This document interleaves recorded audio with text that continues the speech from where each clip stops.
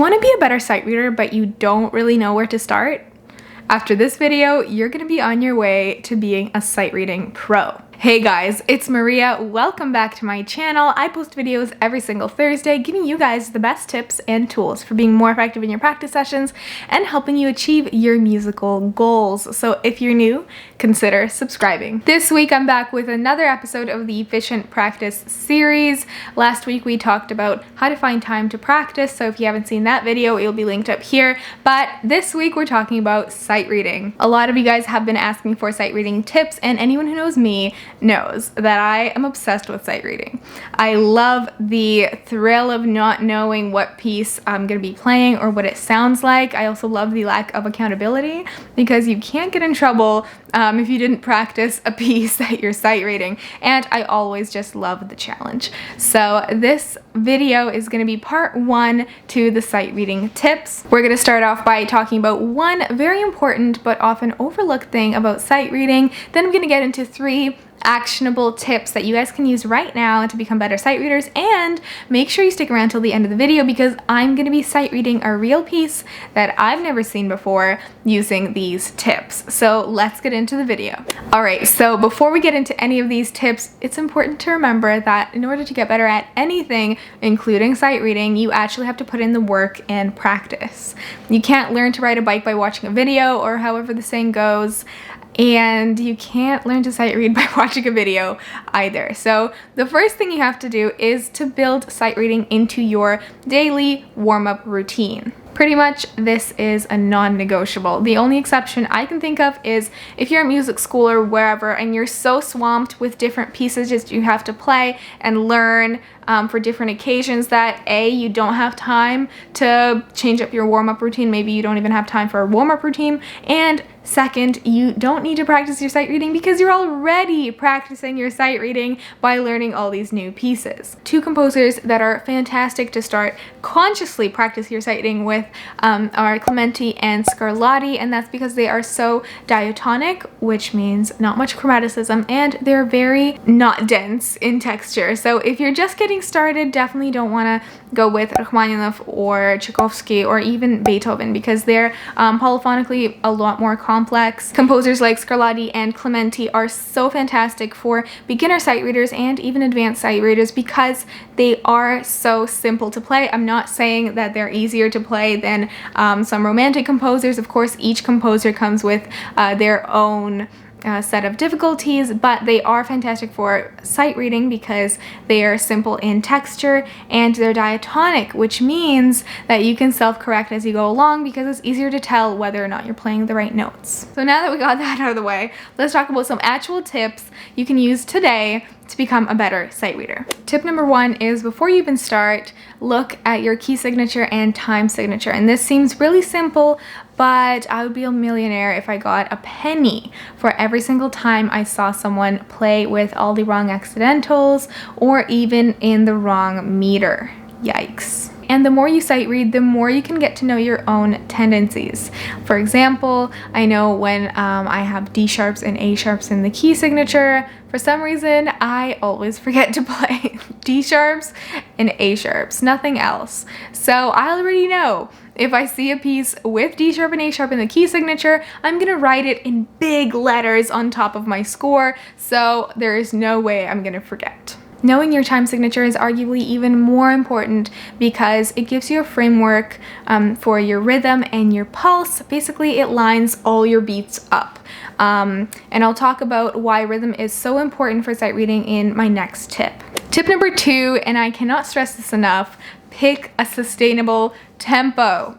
I've been teaching for 7 years now, and I think it's safe to say no matter what age or what level, we all want to sight read fast. But picking a fast tempo is not always the way to go. In fact, it usually isn't the way to go. Rhythm is so important in sight reading because the whole point of being a good sight reader is so you can do fun things like sit down with your family or friends on a whim and play an awesome piece of music without having to rehearse for hours and hours and hours beforehand. And let me tell you, if you didn't know already, that the only thing that's holding two sight readers together is pulse. Just imagine two people trying to play together but they're taking random pauses at different times and they have 2 different tempos going on. In fact, I think I'm gonna try to reenact that for you just so you understand how awful that would be.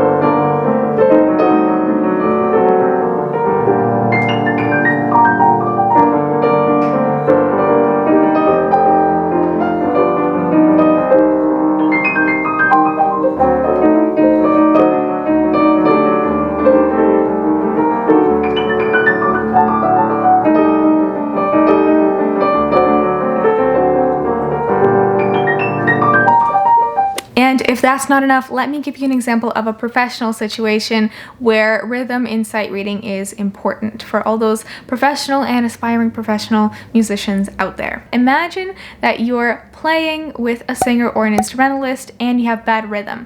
You're not actually playing together with them. You're taking random pauses. That's not going to make the soloist feel comfortable, which means they're not going to give their best performance and they're not going to call you back to work with you again either. Rhythm is everything. So again, before you start sight reading a piece, scan it over, check for any difficult passages that you might need to take a slower tempo for, and pick your overall tempo based on those more difficult passages. Of course, eventually you're going to be able to sight read fast, in a fast tempo. But for now, you have to get into the habit of choosing a sustainable tempo and sustainable pulse. And my third tip is to look ahead.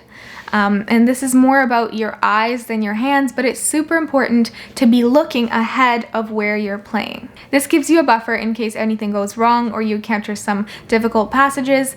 If you're looking ahead, you have that second or extra few seconds to figure out what fingering you're going to use, or if the tempo is too fast, how you're going to simplify the passage. Whereas if the first time you're seeing a difficult passage, your hands are already playing it or supposed to play it, you're kind of screwed. I've heard a lot of people and students tell me that it's impossible to look ahead of where you're playing because you just start to play, you know, what's a bar ahead or whatever. But it just takes practice, so please be patient.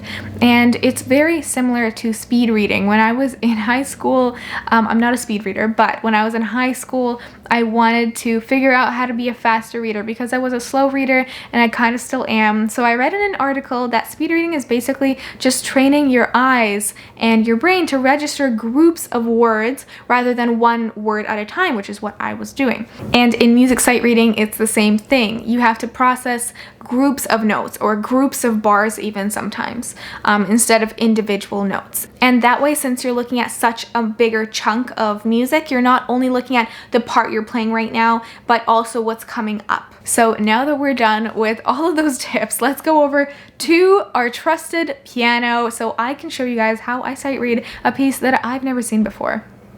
Ugh, let's do it. So in front of me I have a Clementi sonata that I swear I've never seen before. First thing we see is presto. So I'm obviously not going to play presto because tip number 2 is choose a sustainable tempo. Let's take a look at the key signature and time signature. We have F sharp and C sharp, and we have 2-2. So this is in 2. Scan it to see what we have here. So the left hand has a triplet, triplet, triplet type of pattern, and the right hand kind of also does. Let's just do it.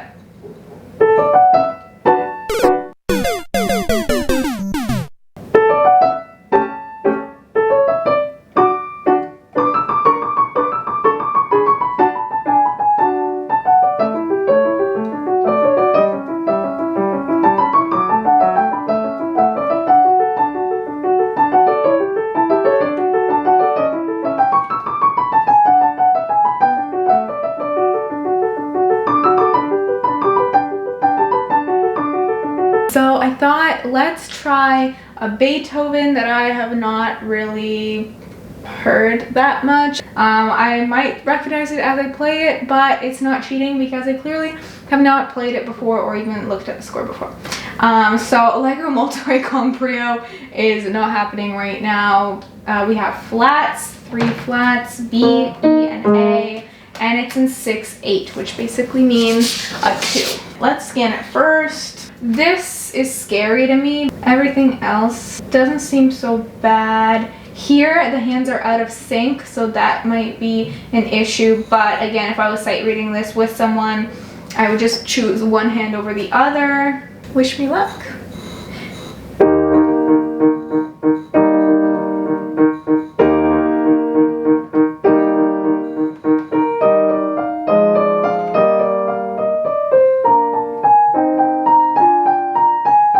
Oh, I do recognize this.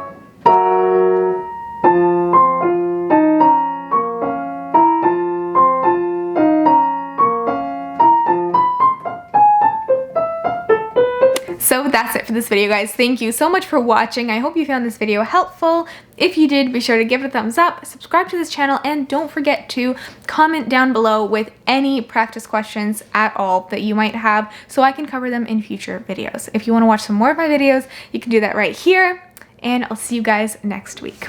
Bye!